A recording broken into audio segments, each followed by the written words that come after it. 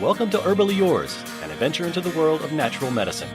Here is your host, Dr. Kamhi, the natural nurse who will help you take the leap to ultimate wellness. Greetings, and thank you so much for joining me, Kamhi, the natural nurse, for another edition of Herbally Yours, right here on the voice of Nassau Community College, 90.3 WHPC.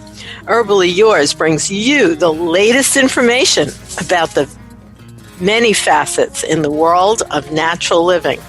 And today we are having as our guest Christopher Kilham.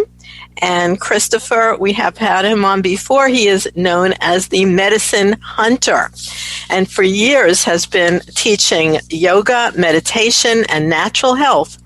And we've had him on before for other books, but today we're going to be talking about his new book called The Lotus and the Bud, Cannabis, Consciousness, and Yoga Practice by Christopher Kilham. And he wrote The Five Tibetans and a long list of other books. We're going to discuss how yoga and the use of cannabis has actually been integrated for thousands of years with profound benefits for body, mind, and spirit.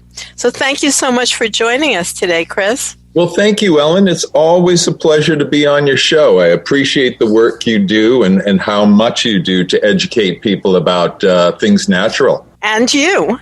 And before we went on, we can also share with our audiences, because it's a timely topic, how so many people's lives have been disrupted by our current unbelievable world going on with the pandemic and all the changes in social structure. So how has it affected your life, Chris? Well, for the past several decades, Ellen, I have been a global explorer. So I've been traveling the world about 40 or 50% of the time, often to remote places to explore medicinal plants, whether it's in Asia, Africa, the Middle East, South America, but also, attending conferences all over the world. And all of that came to a grinding halt when I stepped off a plane last February after continuing my work with Kava in Vanuatu, South Pacific. So as my wife likes to say, I'm a benched explorer. It's been very, very challenging. I mean, it's what I do. And so to have that immense dimension of my career just suddenly gone has been quite an adjustment. I've been doing a lot of reading, thoughtful walks in the woods and all of that stuff. And I'm glad that my new book, The Lotus and the Bud, is out. But for me and for my wife, it's been quite challenging, actually. Although I have to say, I consider us very privileged. We have a home. We are not suffering a devastating financial crisis. We're in a very safe area where people are complying with safety protocols with regard to COVID-19. So, I can't complain too loudly because we really are quite privileged. Yeah, but it was still sort of a shock to the system in terms of your entire life focus and career. But Chris, you must have. You've been on every major television show. I've seen you all over the place. You have a massive amount of video content, I imagine. Oh, yeah. Would this be a time where you might do something, and maybe you have, like set up your own channel that people can have access to, Well, Ellen, I've had a somewhat robust YouTube channel for a long time. And yeah, I can definitely add a video to that. I'm actually working on doing some of that. So yes, you're right. I have still images and video from so many places around the world, and I like to show people, what it's like out there. It's one thing, for example, to take rhodiola rosea to sharpen your mind or give you strength and energy. It's another thing to see the Uyghur rhodiola harvesters in Xinjiang up in the mountains digging it out of the sides of a hill. So, I'll continue to put that material out. It's really the best I can do at this time. So I'm just going to throw a concept out to you. You have an amazing array of both video and still content. And one thing another guest mentioned to me last week, so I'm just going to share it with you, is that because of everyone being stuck in their homes, there's a major new interest in coffee table books. So I'm just, visualizing one of these big things that Time Life used to put out or something, with less content and more like what you just talked about, beautiful, gorgeous, really full-scale photos of all the work you've done in some places that nobody has ever gone just about in terms of a Western journalist. Right. Well, actually, I have been slowly collecting a particular type of photograph. I get a lot of people who look right into the camera when I photograph them, and I've had a series going for a while called Here's Looking at You, but I have in fact thought of doing a coffee table book with that. So thanks for the recommendation. I mean, it seems like a good idea at this point. Yeah, I'm just saying so many people have to reorient what they're doing, but still your work is so profound. And this new book, The Lotus and the Bud, is extremely timely because cannabis is taking off. I heard the other day, I almost would want to bring our engineer in on that, but he doesn't usually comment. Our wonderful engineer who brings you Herbally Yours right here on 90.3 FM, WHPC. We could not do this entire station without him. So a shout out to Sean, our manager. But I heard on the news, even though I'm here in Florida, Governor Cuomo starting to talk about having what they have in many other states, which is recreational cannabis use. Right. Well, we have that where my wife and I live in Massachusetts, and what that means. I mean, I kind of don't like the term recreational. I prefer adult use, but okay, we'll say adult use. No, but that's really what legislators call it. I mean, you're accurate about that. We've had that for a few years. So, we live out in the country. Most of the people I know grow their own. I mean, all my neighbors do. We're pretty much outside of the cannabis economy, the dispensaries and all of that. And it's, after spending so many years in a circumstance in which penalties for cannabis possession could be quite onerous, it's really a revolutionary change. So, for me as an organic aficionado, I mean, I make sure that everything that goes into my plants is organic, and, we get to grow enough to share with friends. And so I'm very much for that. I think that getting us out of the completely insane legal situation that cannabis has been in the United States since the 30s is just plain the right thing to do, way past its time. Well, what I was speaking to this person who owns a chain of 125 stores, so he's a major player, dispensaries in Colorado. Mm-hmm. And one of the things he shared with me is the change from what was you had to have a medical license to get it.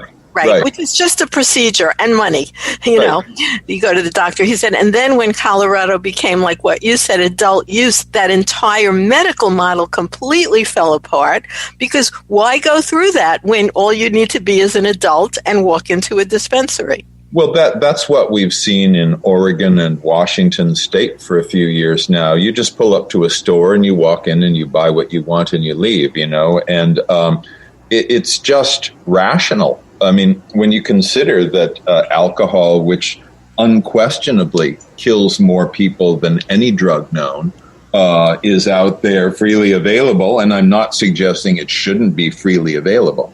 It only makes sense that something that is of, comparably far, far safer profile should be legal and accessible to adults as well. And I think that's part of my understanding in writing The Lotus and the Bud is that this is more and more of a trend, the legalization, the adult use, the people kind of waking up to, well, this really isn't a demon monster designed to devour our children and, cause grave harm to society.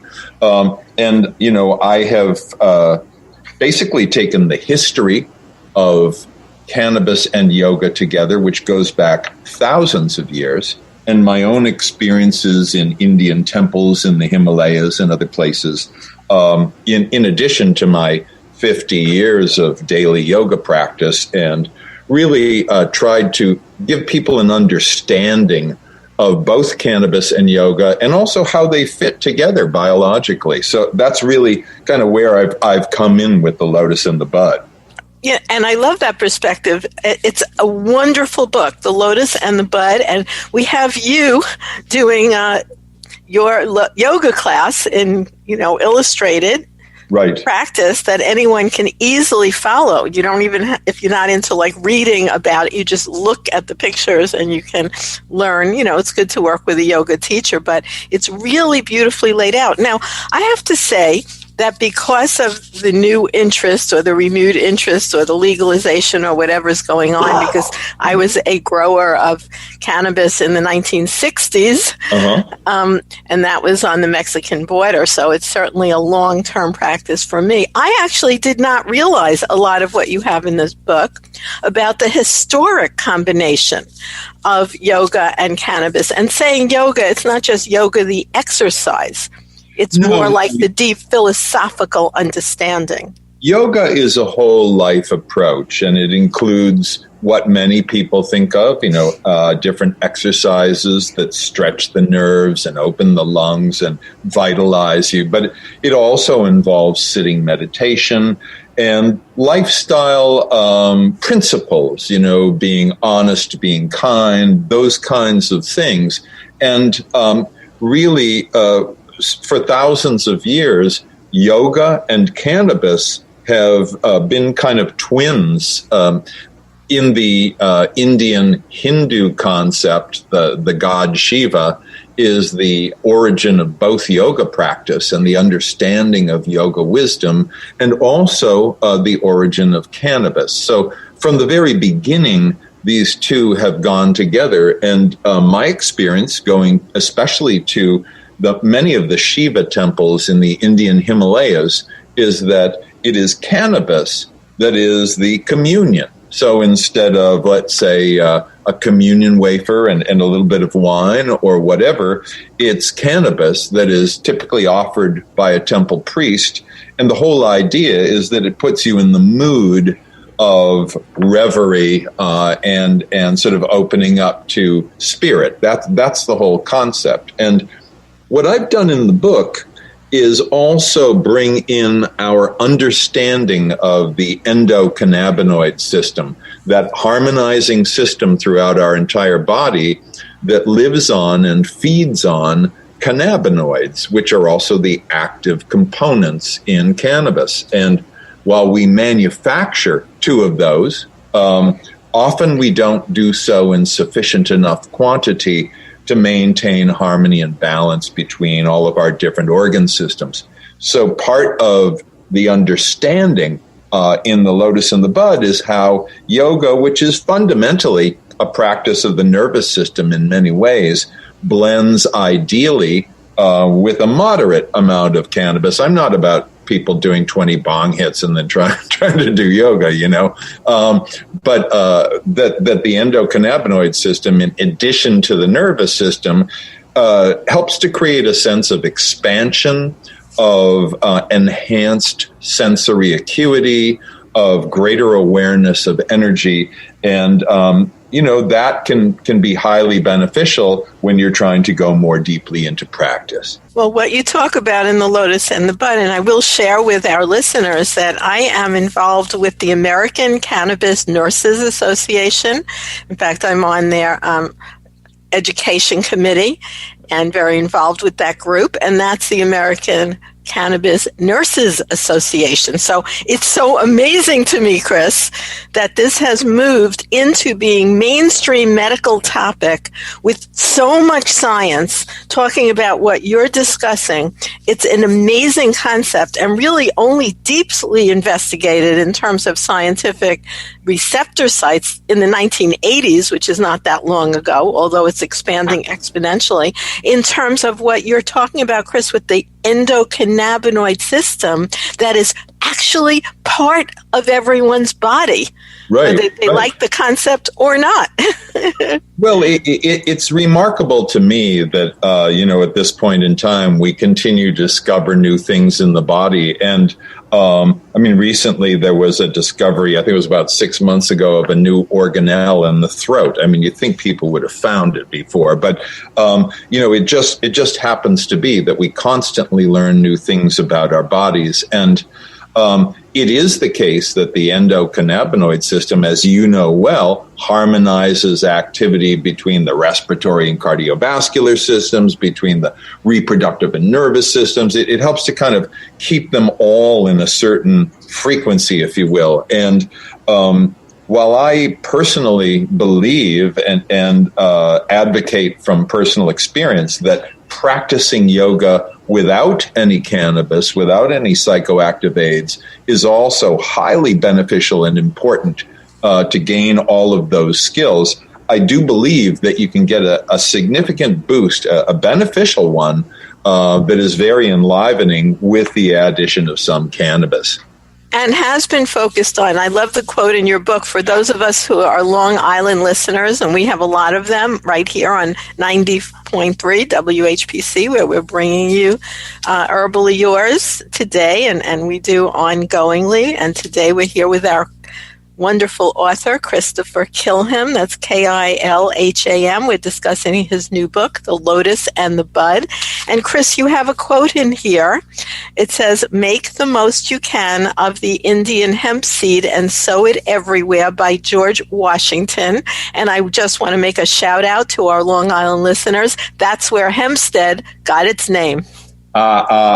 Yes. Well, we had the Hemp for Victory campaign during the World Wars. People exhorted to grow hemp for sailcloth, for canvas clothing, for rucksacks, for many things, for military purposes. And, during those times, cannabis was not demonized at all. It was considered patriotic to grow. It's so funny how things are cyclic, just amazing. Yep.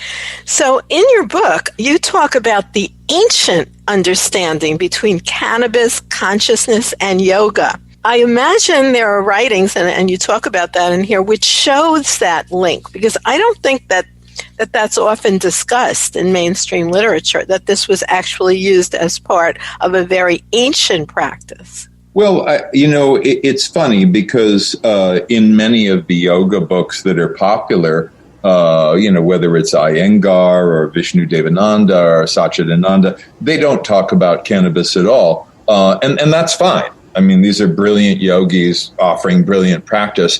But in point of fact, you have a whole group of wandering yogis called sadhus in India, and they're very, very well known for long periods of time. And part of their worship, if you will, is consuming cannabis either orally or by smoking it. And so there has been, at the same time that we see the omission of mention of cannabis in a lot of books, we also, have witnessed a tremendous involvement with cannabis just in Indian yogic culture, and certainly at the temples where the god Shiva is revered, there's always cannabis there. So what do you mean there's always cannabis there? They're smoking it, or it grows, or there's pictures of it carved in the walls? What are you referring to? Well, usually there'll be at least one large cannabis plant growing in front of a Shiva temple in a large ceremonial pot. Very often there will be some sort of depiction of cannabis on a wall, typically some sort of painting. And it is typical and common to be offered basically the local Himalayan hashish at a temple, by a priest, and to sit there and enjoy that, and, to listen to the temple music or whatever is happening, smell the incense. So, in many different ways, there is a visible and clear relation between the two, between the yogic experience and the spirit of that, and also cannabis, which came out of that general region. I mean, it was, we have We have pollen dating back to the Tibetan plateau for cannabis, going back 19.5 million years. And we know that at least thousands of years ago, people in Asia were consuming cannabis for spiritual purposes. And we understand that part of this is a relationship with yoga itself. Yeah, so that's, I would say that that's news to me after all the years that I've done yoga and all the years I've been involved with cannabis, which, both of those are close to 70 years, a long time coming. Right. I really actually never thought about the connection there. Well, I have to say, Ellen, as I indicated in the book, I discovered this somewhat by accident. I smoked cannabis as a teenager, and when I got deeply involved with yoga at a certain point, I just kind of let it go. And then, I guess about after 7 or 8 years of practice, I broke my 7th cervical vertebra, and I was in terrible, terrible pain. And a friend of mine said, "Why don't you, smoke some cannabis for it?" And I said, "Why would I do that?" He said, relieve the pain. And I had not ever thought of it that way. And I tried it and it worked. But I also found that if I smoked and I sat in full lotus position, that I could either completely or almost completely eliminate what was absolutely agonizing, debilitating pain. And that was a kind of a big aha. And then subsequently, when I was in Kathmandu, Nepal, I went into a very ancient Shiva temple, the oldest one there, and was offered cannabis by the temple musicians who were playing there, and had spectacular experiences for 9 nights, and really thoroughly immersed myself into this connection. So it's been a process of discovery, Ellen. And then you deeply investigated both the traditional use as well as what we find out now is that not only is it an ancient spiritual practice, it also is scientifically validated. Well, yeah, and if I may offer just a slight change of language, I personally think all of these things are valid in the first place. I don't think that science validates anything. I think that science corroborates what we've known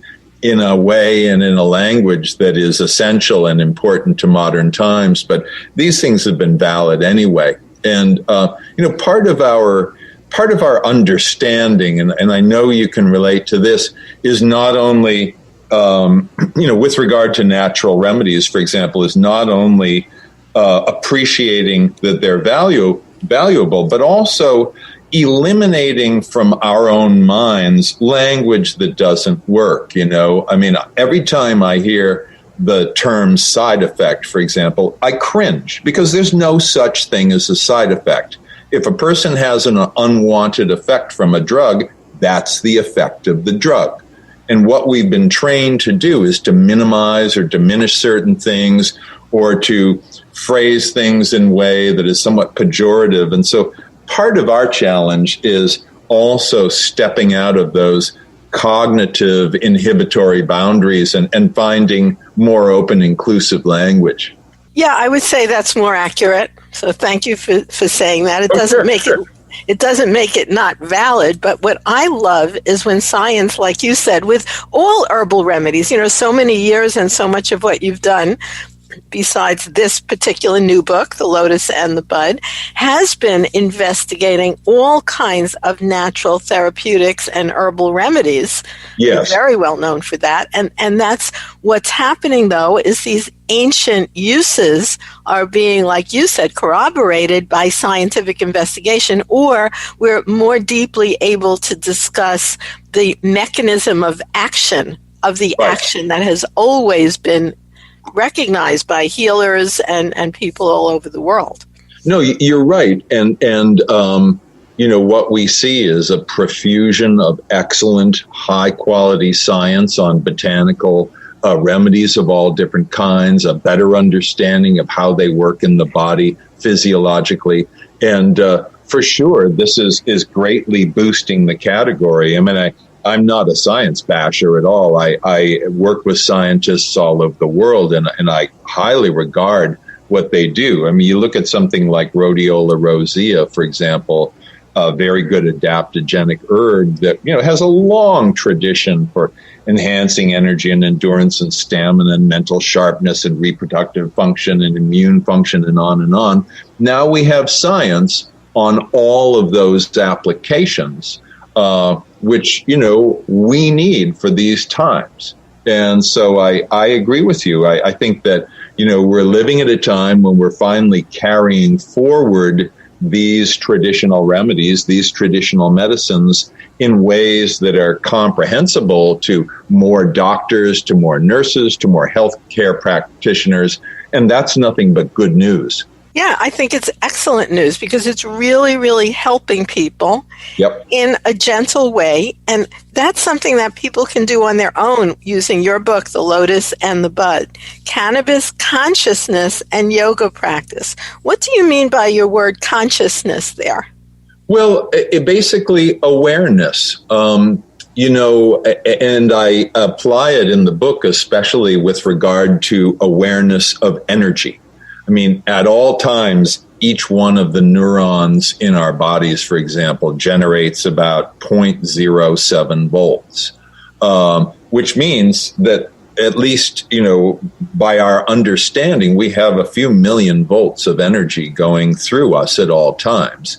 And one of the things that we can do and do if we really concentrate in yoga is become increasingly aware of the natural energy currents that flow through us. And this is not mystic mumbo jumbo. I mean, you get an electrocardiogram, it is measuring the electricity in your heart. You get an EEG, an electroencephalogram, it's measuring the electrical activity in your brain. We know that our bodies are just jam-packed with energy.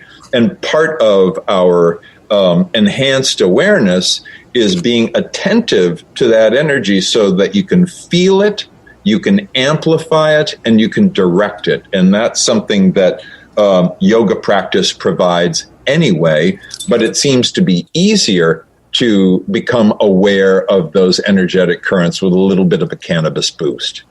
Well, thank you so much for that, and thanks for your new book. What's the best way people can get in touch with you, Christopher Kilham? Well, they can go on to my website, medicinehunter.com.